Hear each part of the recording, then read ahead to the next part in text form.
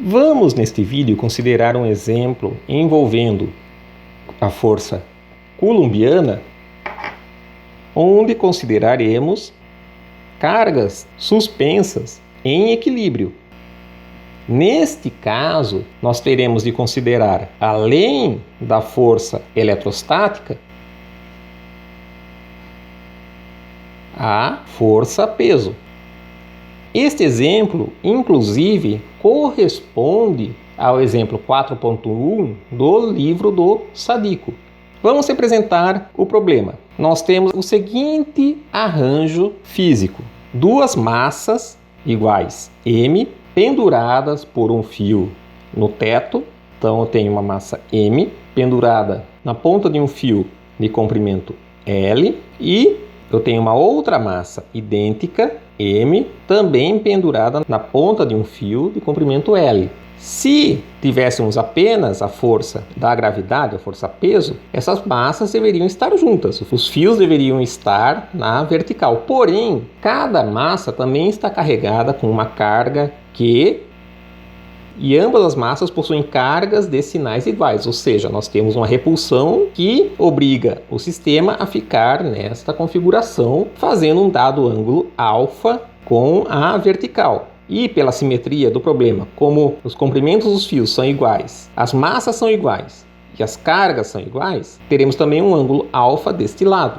O nosso objetivo é obter alfa, o ângulo em que o sistema permanece em equilíbrio. Lembrando que nós temos cargas do mesmo sinal em equilíbrio e eu estou considerando aqui os fios de massa desprezível. Vamos mais uma vez lidar com equilíbrio de forças. Eu vou reproduzir este sistema aqui do lado, representar o eixo vertical, a nossa primeira massa M com carga Q na ponta de um fio de comprimento L. No centro eu vou fixar o meu sistema de coordenadas. Esta será a minha direção Y e esta a minha direção X. E vou desenhar a outra carga. Se eu traçar uma paralela à vertical sobre esta carga, nós temos que este ângulo também será alfa. Vamos analisar as forças atuantes sobre esta nossa carga. Nós temos sobre ela uma força peso atuando verticalmente para baixo e temos uma força de repulsão eletrostática atuando horizontalmente na direção X. Nós queremos obter a situação de equilíbrio, ou seja, a resultante das forças sobre esta carga será nula. Vamos escrever as forças presentes na carga Q.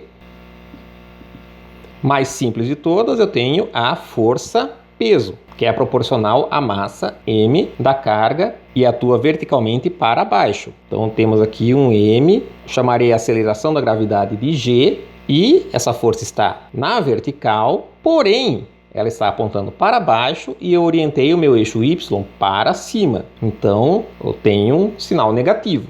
E temos também a força de repulsão eletrostática, que será proporcional, temos aqui o nosso fator de proporcionalidade, 1 sobre 4π ε0, ao produto das cargas. Ambas as cargas têm intensidade Q, então teremos aqui Q ao quadrado, sobre o quadrado da distância de separação delas. Eu vou chamar essa distância total de R. Então temos Q ao quadrado sobre R ao quadrado. E essa força eletrostática atua na carga que nós estamos considerando ao longo da direção X.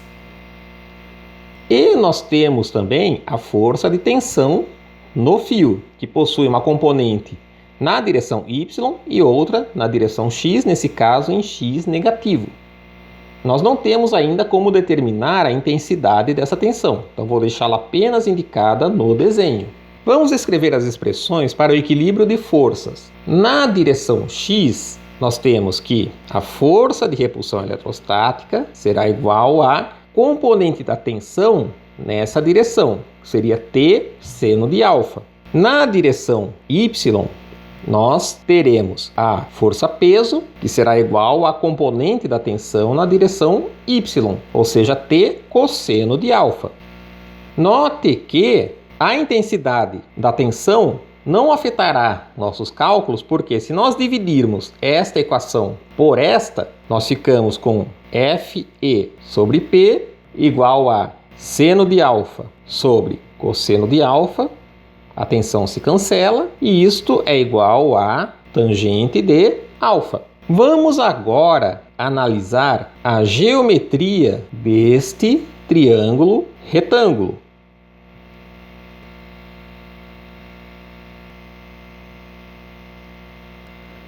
Este lado, que é a hipotenusa, vale L. Este lado valerá, pela simetria do problema, R sobre 2. Aplicando o teorema de Pitágoras, nós temos que este outro lado, este outro cateto, valerá L ao quadrado, a hipotenusa, menos R ao quadrado sobre 4, ou seja, quadrado da hipotenusa menos o quadrado deste cateto. Assim, o quadrado deste lado mais o quadrado deste lado corresponderá ao quadrado deste lado. Então, precisamos aqui do seno de alfa e do cosseno de alfa para extrairmos a tangente. Então, o seno de alfa será igual a R sobre 2L e o cosseno de alfa será igual a 1 sobre L, que multiplica a raiz de L ao quadrado menos R ao quadrado sobre 4.